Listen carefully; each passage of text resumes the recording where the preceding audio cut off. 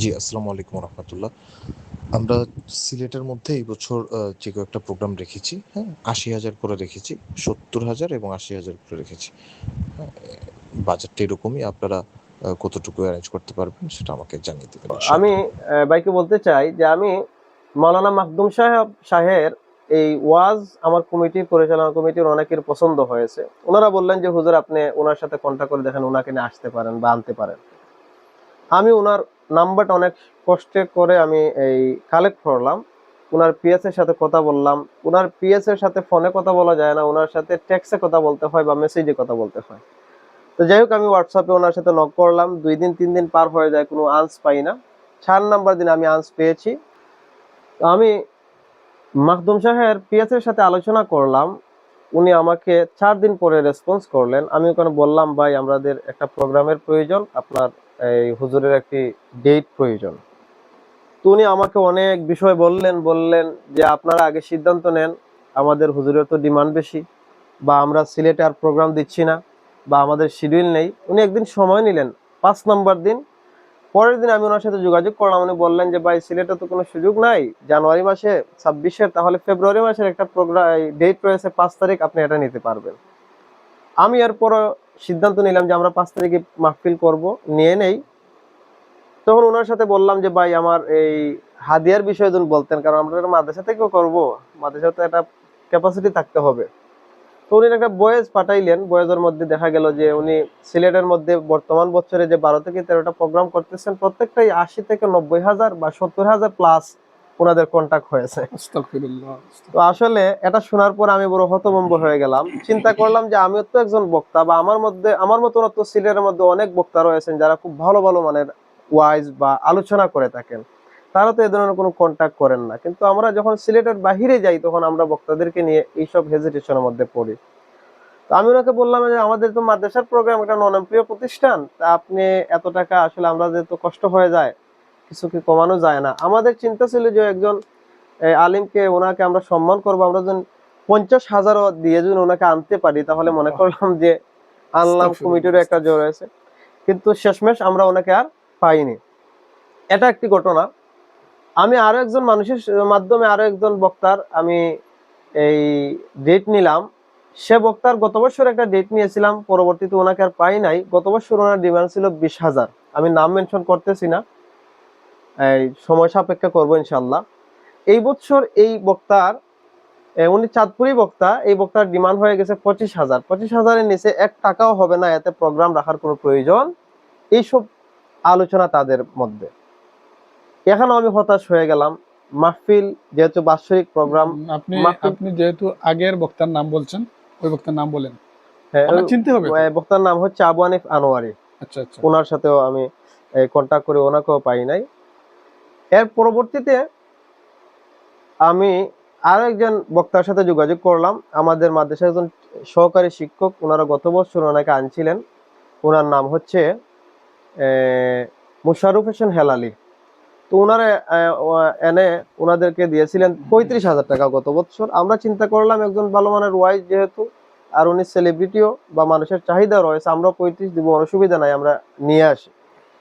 Date একটা পাওয়া গেছে জানুয়ারি মাসের 18 তারিখে, কিন্তু ওনার হাদিয়া 40,000, 1 টাকাও কম হবে না। যদি হয় ডেট কনফার্ম করেন, আগে অ্যাডভান্স করতে হবে, না হয় আর ডেটের কোনো প্রয়োজন নাই। এখানেও হতাশ হয়ে গেলাম, কমিটির কাছে লজ্জাবোধ পাইলাম যে আপনাদের আলিম ওলামার মধ্যে যদি এইসব বিষয় থাকে, তাহলে এইসব বক্তা এই স্টেজে এসে বক্তব্য দেওয়ার পর মানুষ কি শিখবে? আসলে নিজেই লজ্জিত।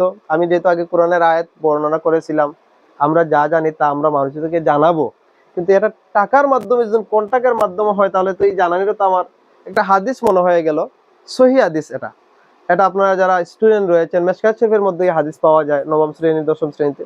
যে হাদিসটা হচ্ছে যে কোনো মানুষ যে বিষয় আমল না করে অন্যকে উপদেশ দেয়, সেই মানুষকে আল্লাহ পাক রব্বুল আলামিন কিয়ামতের ময়দানে আগুনের কাছে দিয়ে তার জিহ্বা কাটা হবে।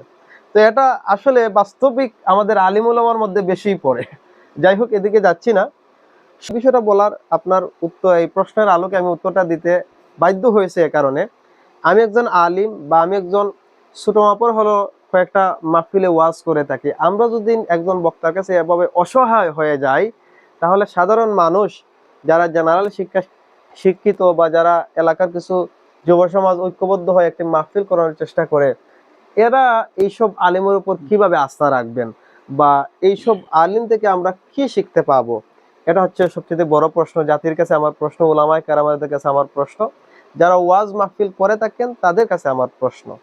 যাই হোক, এখন বিষয় হচ্ছে আমি আপনার এই ভিডিওর মাধ্যমে মেসেজ করতে চাই যে আমরা যারা মাহফিল কমিটি হয়ে থাকি, আমরা যেন এইসব বক্তাদেরকে বয়কট করি এবং এইসব বক্তাদেরকে বয়কট করে হক্কানি আলিম যারা রয়েছেন, যাদের কাছ থেকে আমরা শিখতে পাবো, হোক ঢাকা থেকে, কুমিল্লা থেকে, চিটাগং থেকে বা এই সিলেট থেকেই হোক, যারা কন্টাক্ট করবে না, যাদের সাথে কন্টাক্টের কোনো বিষয় আসবে না, তাদেরকে এনে আমরা মাহফিল করাবো। প্রয়োজন হয় তাদেরকে আমরা 1 লক্ষ টাকা দিব নিজের খুশি থেকে।